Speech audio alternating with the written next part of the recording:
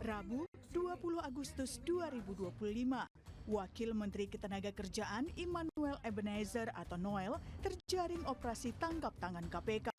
Noel ditangkap terkait dugaan pemerasan dalam proses pengurusan sertifikat keselamatan dan kesehatan kerja atau K3.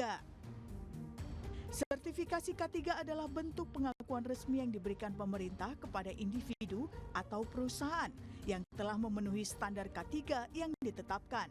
Dan sertifikasi sistem manajemen K3 atau SMK3 menjadi prasyarat untuk memenangkan tender proyek-proyek besar. Bagi individu yang memiliki sertifikat ahli K3 umum atau AK3U adalah bukti kompetensi untuk menjadi profesional di bidang keselamatan kerja. Juru bicara KPK Budi Prasetyo bilang ada 13 orang lainnya yang terjaring OTT, di antaranya penyelenggara negara dan pihak swasta.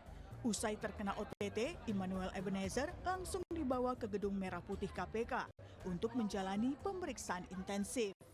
Amankan 14 orang dari beberapa lokasi, baik di Jakarta, Tangerang, Depok, dan sekitarnya.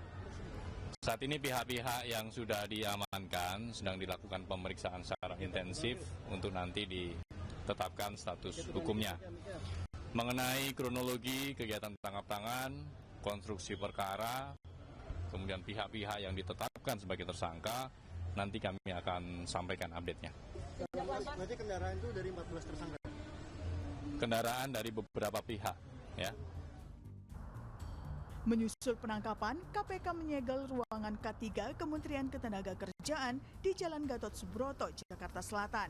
Tak hanya itu, KPK juga menyita motor gede milik Wamenaker serta 15 unit mobil dan 7 unit motor dari seluruh pihak yang terjaring OTT. Ada pula sejumlah uang tunai yang nilainya masih dihitung penyidik. Penangkapan Noel menjadi pukulan telak bagi Kementerian Ketenagakerjaan. Menteri Ketenagakerjaan Yasirli bilang tidak akan menoleransi jika terbukti ada kasus korupsi di kementeriannya. Bagi saya dan keluarga besar Kementerian Ketenagakerjaan, ini adalah pukulan yang berat.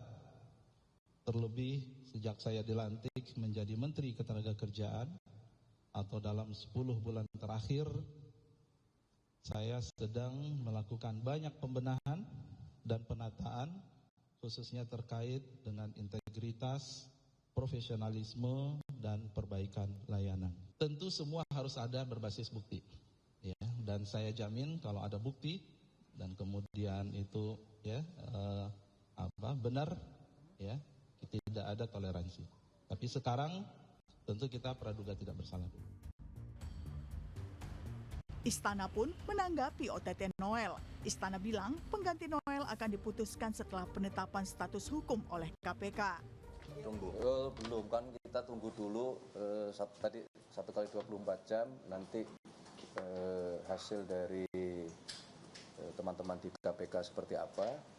Nah, sekali lagi kalau memang kemudian terbukti ya kita akan segera mungkin melakukan proses terhadap yang bersangkutan.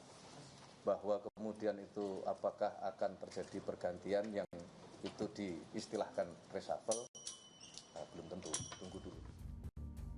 Soal korupsi, Presiden Prabowo pernah menyinggung di pidato kenegaraan. Prabowo bilang sebagai ketua umum, dia tidak akan melindungi kader Gerindra yang terjerat korupsi. Sebagai sesama pimpinan partai, saya ingatkan anggota-anggota semua partai, termasuk partai saya Gerindra, cepat-cepat kalau ada terlibat, Anda jadi justice collaborator. Anda laporan aja, karena walaupun kau Gerindra, tidak akan saya lindungi, saudara-saudara sekalian. Immanuel Ebenezer merupakan kader Gerindra yang menjadi Wakil Menteri Ketenagakerjaan sejak 2024 lalu. Sejak menjadi Wakil Menteri, Noel dikenal sebagai sosok yang peduli buruh. Bahkan, Noel kerap melakukan sidak kepada dan perusahaan untuk menyelesaikan persoalan ketenagakerjaan. Tim Liputan, Kompas TV.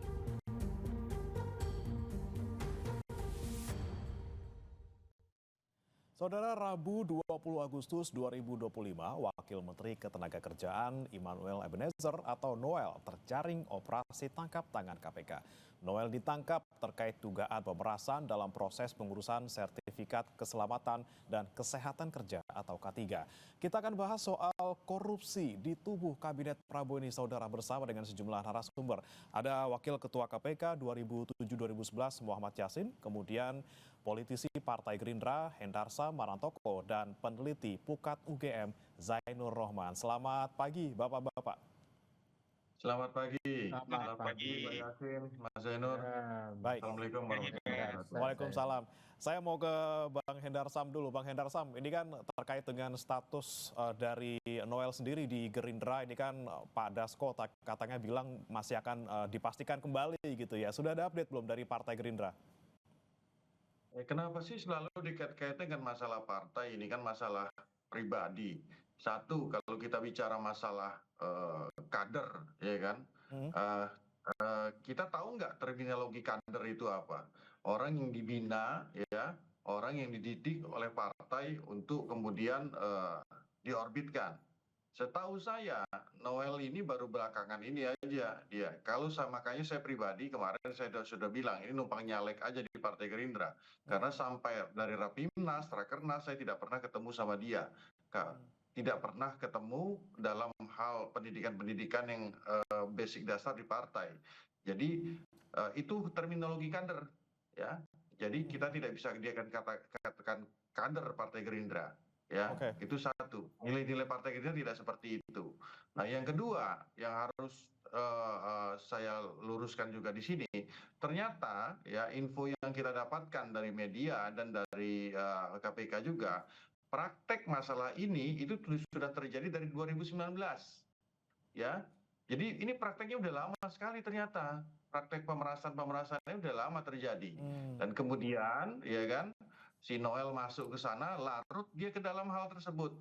Kenapa akhirnya kalau insting saya bekerja, kenapa akhirnya terjaring sampai 20 orang, ya kan? Kemudian ada 14 atau 20 orang. Artinya memang ini kerja kolektif yang selama ini sudah terjadi di saat di 2019.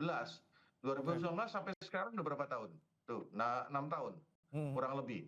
Ya kan?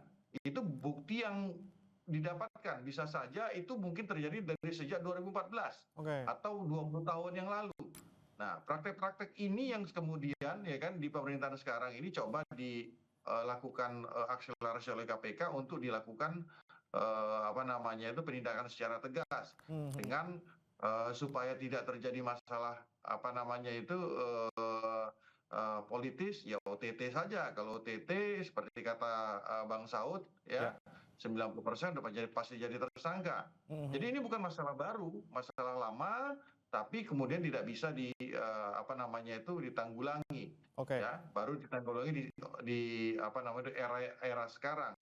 Nah, yang berikutnya juga nih, biar saya teruskan, biar clear ya masalah ini ya kan. Noel ya, Immanuel Ebenezer, Pak Prabowo udah kurang apa ngomongin masalah itu ya kan. Masalah sampai bukan himbauan, bahkan teguran keras keluar dan ke dalam ya kepada para pengusaha-pengusaha dan perangkat-perangkat yang ada di dalam, bahkan sampai merujuk kepada kader-kader partai ya kan, baik itu yang ada di Kim Plus maupun di partainya sendiri. Dan itu terbukti tanggal 15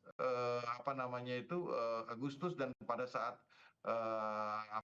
pidato sidang MPR itu beliau sampaikan, kemudian beberapa hari kemudian tertangkap. Nah, itu artinya ya memang telinga ya mulut dan hatinya tidak sinkron dengan hal tersebut. Bagaimana kita bisa katakan dia adalah kader? Ya. Kalau untuk hal tersebut saja dia tidak bisa menyelaraskan terkait.